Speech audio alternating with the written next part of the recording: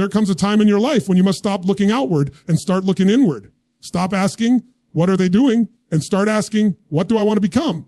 Because if you keep following someone else's path, you will end up where they're going, not where you were meant to be. Look around. The world is full of copy-paste lives. People mimicking the moves of those they admire, hoping that imitation will lead to fulfillment. But life doesn't reward imitation. Authenticity, it rewards courage. It rewards those who are willing to stand alone when it's easier to blend in. It's okay to study the greats. Learn from their experience. Be a student of excellence. You must never confuse learning with becoming. You're not here to become a second-rate version of someone else. You're here to become a first-class version of yourself.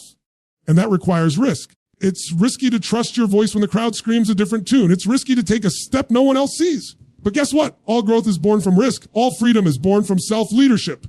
Do you know why most people follow? Because it's safe. Because it's easy to say, I failed because they missiled me, instead of, I failed on my terms. But following is not safety. It's surrender. It's handing over the wheel of your life to someone who doesn't know your destination. You've got to take the wheel back. You've got to build your own internal GPS, your values, your mission, your truth. And that starts with one powerful decision. We'll no longer follow just to fit in. I will lead from within. Now, don't confuse leadership with arrogance. This isn't about ego. It's about ownership. You're not here to be better than anyone. You're here to be better than you were yesterday. Start small if you have to. Set your own goals. Define your own success. Make your own decisions. Even if it's uncomfortable. Even if no one claps for you. Even if you're alone. Because the moment you stop following and start leading your life, you become unstoppable. And let me remind you, no one can do this for you. The world doesn't need more followers. It needs more originals, more voices, more thinkers, self-led warriors. So don't follow anyone. Follow your mission.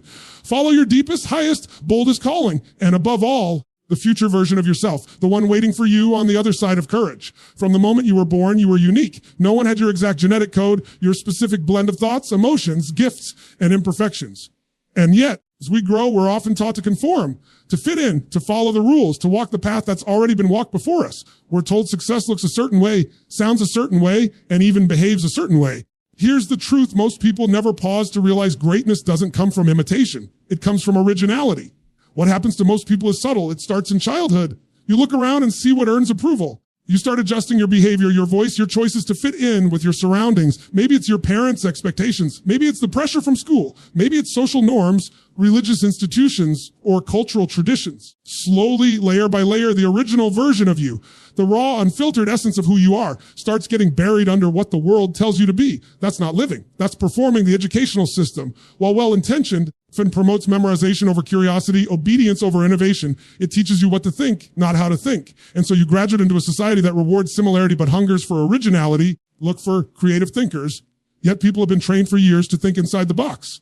And here's the contradiction. The very thing you've been taught to suppress, your uniqueness, is the most valuable thing you own. Live in a world that celebrates individuals after they've succeeded by being different, but discourages them while they're doing it. Every revolutionary thinker, artist, scientist, entrepreneur had to go through a period where they were misunderstood, doubted, and even ridiculed. Why?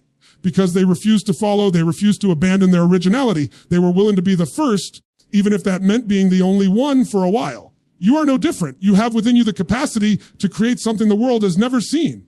But you'll never access that power if you're too busy copying someone else's blueprint. Because the moment you follow someone else's path blindly, you abandon your own. You trade purpose for security. You trade destiny for familiarity. And in doing so, you shortchange your potential. Being original doesn't mean rejecting all guidance. It means applying what you learn in a way that's true to your core. It means standing firm in your principles even when others disagree. It means trusting your vision even when it hasn't fully formed yet. And it means knowing that failure on your path is more meaningful than success on someone else's. Here's what's crucial to understand from an educational perspective. Learning should be about discovery, not duplication. It's not about filling your head with someone else's knowledge. It's about using that knowledge to construct your own framework for the world. Every book you read, every mentor you listen to, every podcast you absorb should be filtered through your own judgment, values, and life experience. Otherwise, you're not learning, you're mimicking. Originality requires courage. Courage to ask, do I think about this? Even if the answer challenges the status quo. Courage to go left when everyone else is going right. Courage to start something without waiting for validation or permission. And most of all, courage to face yourself, to strip away the layers of expectation and rediscover who you were before the world told you who to be. You may be thinking, but what if I don't know who I really am? That's okay. Most people don't. That's where your real education begins. Not in textbooks or lectures, but in reflection, exploration, and experimentation. You find your originality by trying things, failing, learning, and trying again. You find it by paying attention to what energizes you and what drains you. You find it by listening to that quiet voice inside that says, there's something more. You weren't born to be a replica. You weren't designed to just fit in, created to stand out, not with arrogance, but with authenticity. Your thoughts matter, your ideas matter, your perspective has value, even if it's not popular, especially if it's not popular. Because the world doesn't need more people who simply follow instructions. It needs people who can think independently, who can see possibilities where others see problems, who can act decisively when others hesitate. And yet, the path to originality isn't easy. It requires solitude, time to disconnect from the noise and reconnect with your own mind. It demands responsibility, because when you walk your own path, you can't blame others for where it leads. With that responsibility comes power. The power to create, the power to choose, the power to reinvent. Understand this conformity will keep you safe, but it will never make you great. There is no legacy in blending in. Remembers the person who did what everyone else was doing. History remembers the misfits, the rebels, the ones who dared to believe that their inner truth was more important than outer acceptance. So stop casing someone else's definition of success. Stop trying to live a life that impresses others but depresses your soul. Start tuning into your own values, goals, and purpose. Start making decisions that reflect who you are, not who others want you to be. Your life is a blank canvas. Paint someone else's picture on it. You've got the brush, you've got the colors, you've got the vision. Now create something only you could create, because you were born original, and the greatest tragedy would be to die a copy. Leadership isn't a position. It's not a title, a role, or a paycheck. Leadership is a mindset, and the first person you must learn to lead is yourself. Yet self-leadership doesn't begin with skills, strategies, or even discipline. It begins with one foundational element, self-trust. Without trust in yourself, you'll constantly second-guess your decisions, defer your power to others, find yourself stuck in the cycle of external validation. Self-trust is the inner belief that you are capable. It's the quiet confidence that says, I may not have all the answers, but I will figure it out. It's not arrogance. It's not perfection. In fact, it's the opposite. It's the willingness to act despite not being perfect. It's believing in your ability to grow, adapt, and rise to whatever life throws your way. Now, from an educational lens, most people are taught to follow instructions, not develop inner authority. Our systems reward compliance over confidence. You're told to wait for permission, to follow the rules, to raise your hand before speaking your mind. Over time, this conditions people to doubt their instincts. You look for answers outside yourself from teachers, bosses, experts, influencers, because you've been trained to believe they know better than you do. But leadership requires the exact opposite. Real leadership means developing the ability to hear your own voice clearly in the middle of noise. It means learning how to filter advice, assess risks, and make decisions that align with your values and vision, even if others disagree. You cannot lead your life if you are constantly outsourcing your power. And that's what most people do. They wait. They wait for certainty. They wait for a sign. They wait for someone to tell them now is the right time. But here's the truth. One can guarantee your success. No one is coming to hand you a perfect plan. The people you're waiting on are often just as uncertain as you are. The difference. Some of them have learned to trust themselves enough to move anyway. Trust is built through action. You cannot think your way into self-trust. You must earn it by showing up consistently, doing hard things, and proving to yourself that you are dependable every time you follow through on a commitment to yourself. Waking up when you said you would, finishing a project you started, having the hard conversation you wanted to avoid. You're making a deposit into your trust account. Deposits you make, the stronger your internal leadership becomes. And here's where the cycle flips. Once you trust yourself, you become less dependent on the opinions of others. You stop asking, what should I do? And start asking, feels right to me. This doesn't mean you ignore feedback. It means you learn to weigh it without being swayed by it. You become the final authority over your life. Without self-trust, you become paralyzed by options. You wait for clarity instead of creating it. You fear mistakes so much that you make no moves at all. And that inaction becomes the very thing that holds you back. But when you trust yourself, you develop forward momentum. You understand that mistakes are not fatal. They're part of the process. You give yourself permission to fail, to learn, to course correct. That's real leadership. Not having all the answers, but having the courage to act without them. Think about the people you admire most, whether they're leaders in business, art, social movements, or everyday life. What makes them powerful isn't just their intelligence or success. It's that they believe in their ability to take ownership of their lives. They act with conviction. They make decisions and stand by them. They are willing to take responsibility for the outcome, win or lose. That's what sets them apart. This is where education must evolve. Instead of just giving people information, we need to help them develop identity. The belief that they are capable thinkers, capable decision makers, capable doers. must teach people how to lead themselves before we ever expect them to lead others. Because no external system can replace inner clarity. No mentor can override your own sense of right and wrong. No course, no strategy, certification can give you self-leadership. It must be built from within. Now, if you struggle with self-trust, it's not your fault, but it is your responsibility to rebuild it. Start by doing what you say you're going to do. Overpromise to others or yourself. Set small, meaningful goals and follow through. Track your wins, even the minor ones. They matter. Reflect on what you've already overcome in life. Your resilience, your grit, your capacity to adapt. You've been stronger than you've given yourself credit for. Let that truth sink in. Also, start listening to your inner dialogue. Is your self-talk filled with doubt, fear, and second guessing? Or is it supportive, focused, and empowering? You can't lead from a voice that constantly questions your worth. Start challenging the narrative. Replace what if I fail with what if I rise? Replace I don't know enough with I can learn what I need. These micro shifts in language become macro shifts in identity. Leadership starts in the mind, but it lives in behavior. You show up consistently, take responsibility for your choices, and honor your own voice above the noise. You become someone others naturally look to, not because you follow, but because you lead. And remember, self-trust isn't built in comfort. It's built in the stretch. The uncomfortable, uncertain moments where you choose to believe in your ability to figure it out, those moments are where you meet your power. So stop waiting. Stop hesitating. Is not led by people who know everything. It's led by people who are willing to take the first step without knowing the entire path. Trust yourself. You've got more wisdom than you think. You've got more courage than you've used. You've got everything it takes to lead a life that reflects your highest potential. Because true leadership, the kind that transforms lives, always starts from within. In the pursuit of success, growth, or any form of personal transformation, it's natural to look up to those who have already achieved what you aspire to. In fact, it's wise. Learning from the experience of others can save you years of mistakes and missed opportunities. There's a fine line between using someone as a model and turning them into a master. That line determines whether you evolve into your best self or merely become a follower living someone else's story. You're meant to study greatness, not surrender to it. Models are reference points. They are guides, blueprints, examples. You observe how someone did something, what worked for them, how they overcame obstacles, and then you analyze how that knowledge applies to you, your context, purpose, your values. When you use someone as a model, you retain your autonomy. You adapt what fits and discard what doesn't. You take ownership of your process. That's education at its highest form, not memorizing facts, internalizing wisdom and using it to shape your path. But when you elevate someone from model to master, you lose that autonomy. You start believing their way is the way. You stop questioning. You stop thinking critically. You begin mimicking decisions that may not serve your unique path, your circumstances, or your goals. In doing so, you abandon the most important part of the learning journey, your ability to think for yourself. Following a master might feel comfort at first. You don't have to make the hard calls. You don't have to sit with uncertainty. You just do what they did and hope for the same result. But here's the problem. Their context is not your context. Their upbringing, resources, timing, network, mindset, and even luck all played a role in their journey. No matter how closely you follow their footsteps, you'll never fully replicate their experience. And the truth is, you're not supposed to. Success is not a formula. It's a process of becoming. And becoming requires you to be in a constant dialogue with your own voice. You're meant to study others, not to imitate them, but to awaken something within yourself, something authentic, something that says, I see how they did it, and now I know what I want to do differently. That's the mindset of a true student. You take notes, yes, but you also take initiative.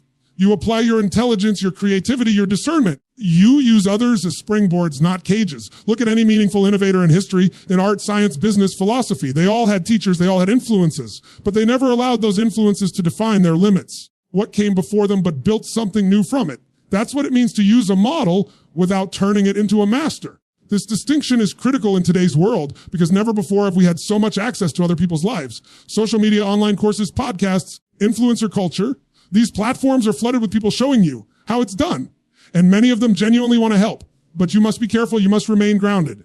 Because in a world of constant comparison, it's easy to forget that you are your own authority. If you're not mindful, you'll start copying someone else's tone, their strategy, their lifestyle, thinking it's a shortcut to confidence or clarity.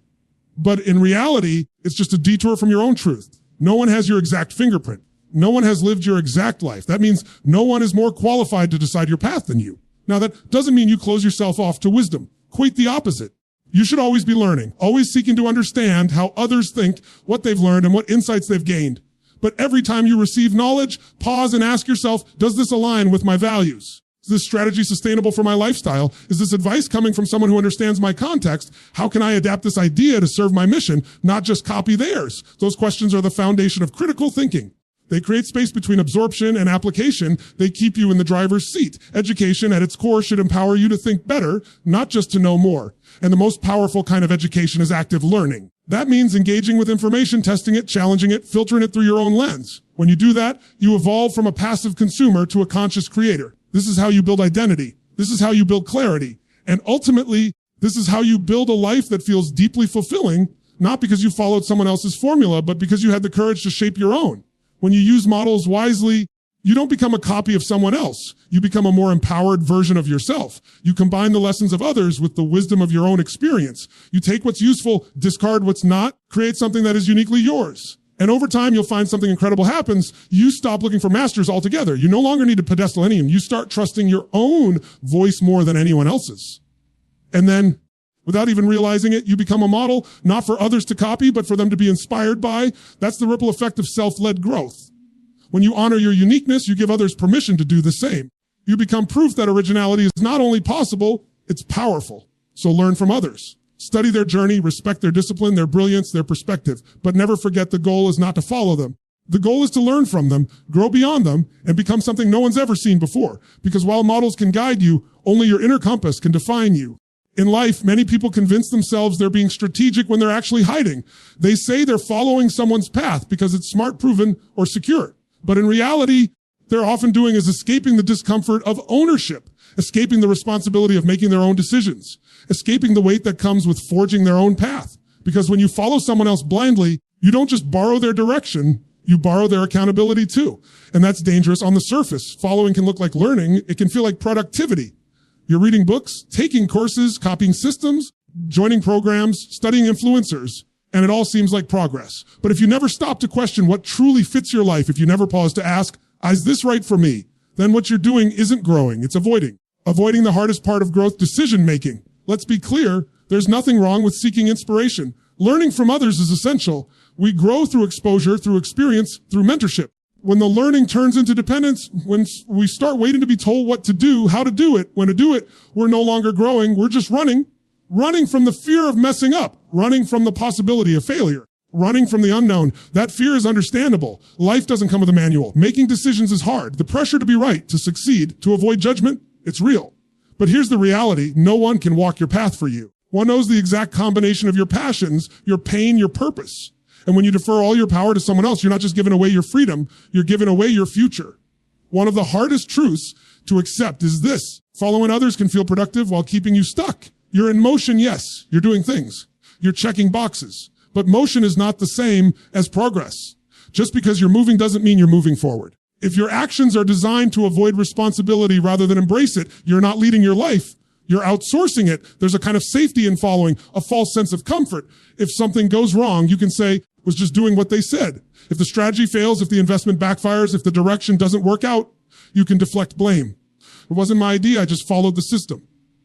And for a moment, that feels like relief. Over time, it becomes resentment. You start to feel like a passenger in your own life. You start to question why your results don't feel fulfilling. It's because they're not yours. You didn't own the decision. You didn't plant the seed. So of course the harvest feels hollow. Escaping through following also leads to something far more damaging, the erosion of self-trust. Every time you ignore your own gut, every time you silence your voice to follow someone else's plan, you send yourself a message. I don't trust myself to lead. That message compounds over time. It becomes internalized. Eventually, you stop listening to your own ideas entirely. You feel stuck, not because you lack talent, but because you've buried your inner compass under a pile of borrowed maps. This is why ownership is so critical. Ownership doesn't mean you have all the answers. It doesn't mean you never ask for help. It means you take full responsibility for your choices, even the uncertain ones. You say, I may not be sure, but I choose, and I own what comes next. That's not reckless. That's powerful. Because with that mindset, you are no longer waiting to be rescued. You are no longer outsourcing your authority. You're building it. Education should teach this. True learning is not about memorizing what others have done. It's about cultivating the ability to think, question, evaluate, and act independently. You can learn from 1,000 people, but if you never step forward without a hand to hold, you'll never build the strength you're capable of. Leadership, real leadership, is forged in moments of uncertainty. You choose to act anyway. The irony is many people who follow to avoid responsibility end up facing even bigger consequences later because they were never truly aligned. They pursued a goal that wasn't theirs, built a business they didn't love, a lifestyle they never questioned, and by the time they realized it, they had to start over. That's the price of escaping through following. You may delay failure, but you also delay purpose. So how do you shift? How do you go from passive following to active leading? Start small. Start by questioning everything you've adopted. Ask yourself, is this belief mine or did I inherit it? Do I agree with this method? Am I just afraid to challenge it? What do I really want if no one was watching or judging me? Then begin to act on your answers. Not all at once, not recklessly, but intentionally. Make small decisions that reflect your values. Speak up when you disagree. Try something that feels right even if it goes against popular advice. And most importantly, allow yourself to make mistakes. Because mistakes made on your own terms are far more educational than successes achieved by copying someone else. Freedom doesn't come from being right all the time. It comes from knowing you can choose your own direction and recover if you need to. That's how confidence is built. That's how true authority is earned, not by being perfect, but by showing up again and again as the one who owns their life fully, completely, unapologetically. Following can serve you, but it can also sedate you. It can protect you, but it can also paralyze you. Don't let the appearance of movement fool you. Don't confuse imitation with evolution. Growth begins the moment you stop hiding behind someone else's certainty and start standing inside your own uncertainty. Because the more you trust your voice, the less you'll need someone else's script. And when you stop escaping and start owning, you finally become the leader your life's been waiting for. Most people talk about freedom as if it's something external, something that can be earned, given, or granted. They imagine freedom as the ability to go anywhere, do anything. Love without restriction or pressure. But real freedom doesn't begin on the outside. It begins on the inside. It's not about escaping obligations or having unlimited options. It's about the power to choose your direction with clarity, conviction, purpose. That's self-direction. And it's the only form of freedom that truly lasts. You can have money, status, even time, and still be trapped. Trapped by comparison, by indecision, by fear, by the expectations of others. You can build a life that looks perfect on paper, but feels like a prison inside. Why? Because it wasn't built from your own compass. It was built from pressure, from following paths that were designed for someone else. Freedom isn't the absence of rules. It's the presence of alignment. It's waking up every day knowing that your actions reflect who you are and where you want to go.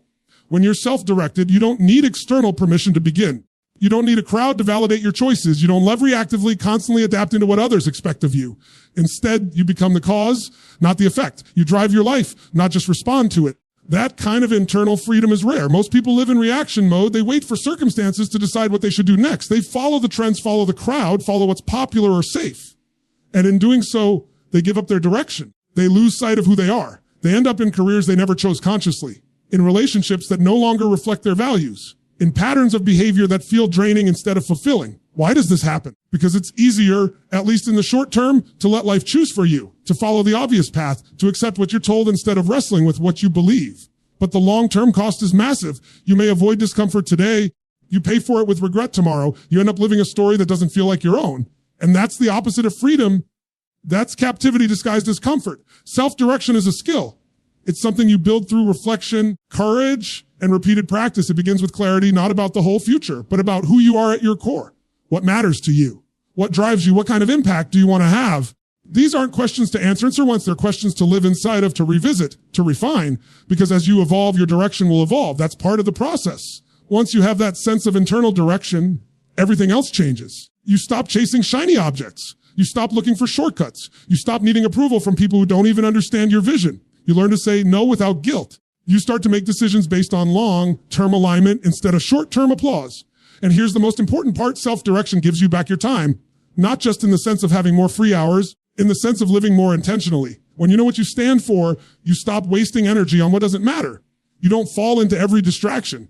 You don't scroll your life away hoping to stumble upon meaning. You create meaning. You assign purpose to your work. You turn ordinary actions into expressions of your deeper mission. This is especially important in a world overflowing with information. Every day we are bombarded with voices telling us what to believe, how to live, to buy, who to become. If you don't have a strong internal compass, you'll be pulled in 1,000 directions, each one taking you further from your center. The more noise there is, essential it becomes to anchor yourself in your own values. Education must evolve to support this. For too long, we've equated intelligence with compliance, the ability to absorb and repeat what someone else thinks. Real intelligence is directional. It's the ability to think critically, independently, and courageously. We should be teaching people not just how to achieve success, but how to define it for themselves.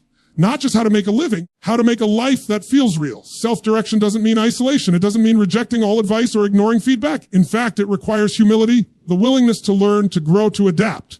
But you do it on your terms. You don't just accept ideas blindly, you test them against your truth. You build your life like a craftsman, not a consumer. There's a misconception that people who live freely are somehow lucky, that they had the right opportunities right upbringing, the right environment. But more often than not, those people made hard decisions. They faced uncertainty. They endured seasons of doubt, confusion, even failure. But they kept choosing themselves. They kept tuning back into their internal compass even when the world was loud. That's what separates those who drift from those who drive. The drifters float from job to job, relationship to relationship, idea to idea of hoping something finally feels right. The drivers, on the other hand, create clarity through action. They choose a direction and move, knowing they can always adjust. They don't wait for certainty. They build it. If you want to feel free, truly free, start with ownership. Own your choices. Own your mistakes. Own your pace. Don't apologize for taking the road that makes sense to you, even if no one else understands it yet. Don't chase someone else's dream just because it's easier to explain. Your life is not a pitch. It's a project. Build it with intention. There is nothing more powerful than a human being who knows where they are going, not because someone told them, but because they decided. That person cannot be manipulated. That person cannot be bought. That person does not need applause to stay committed. That person is free. And that freedom doesn't just change your life. It changes the lives around you, because when you live with direction, you become a lighthouse. You give others permission to do the same. You remind people that they too can choose, they too can align, they too can lead themselves. So don't wait for freedom to arrive. Don't wait for the world to give you a map. Start building it yourself. Decision at a time, one brave step at a time, one act of alignment at a time. Because the greatest form of success is living a life that's yours. Not perfect, not polished, but true. And that kind of freedom can only be found in the quiet, steady courage of self-direction. Discipline is often misunderstood. People associate it with punishment, restriction, or even harsh self-denial. But in reality, discipline is the highest form of self-respect, is the practice of choosing what you want most over what you want now.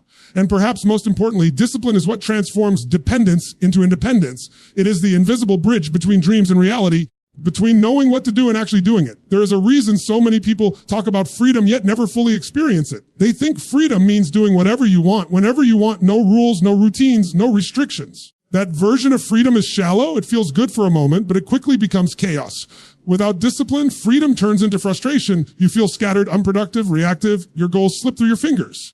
Identity becomes blurred. You start to feel like life is happening to you, not from you. True independence doesn't come from the absence of structure. It comes from mastering your ability to create structure and to follow it even when it's hard, especially when it's hard. Discipline is what allows you to become your own authority. It is how you stop relying on motivation, external pressure, or other people's reminders. With discipline, your energy becomes directed. Your actions become purposeful. You no longer need to be pushed. You begin to pull yourself forward. This shift is profound. When you no longer wait for the right conditions to act. When you act because it's time, because it's right, because it aligns with who you want to become, you begin stepping into your personal power. You stop drifting and start driving. And in that moment, you realize that discipline isn't something that limits you. It's something that liberates you. It gives you the strength to say no to distractions, to break bad habits, to delay gratification for the sake of a bigger vision. And what makes discipline so powerful is that it is not based on emotion. It's based on commitment. Motivation will come and go. There will be days you feel inspired and days you feel exhausted. But discipline doesn't care how you feel. It only cares about what you do. That's what makes it a source of real strength. It doesn't fluctuate with your mood. It builds stability in a world that is constantly pulling you in different directions.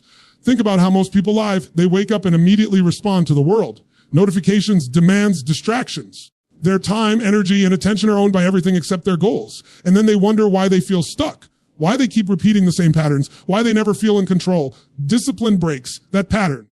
It teaches you to act on your values.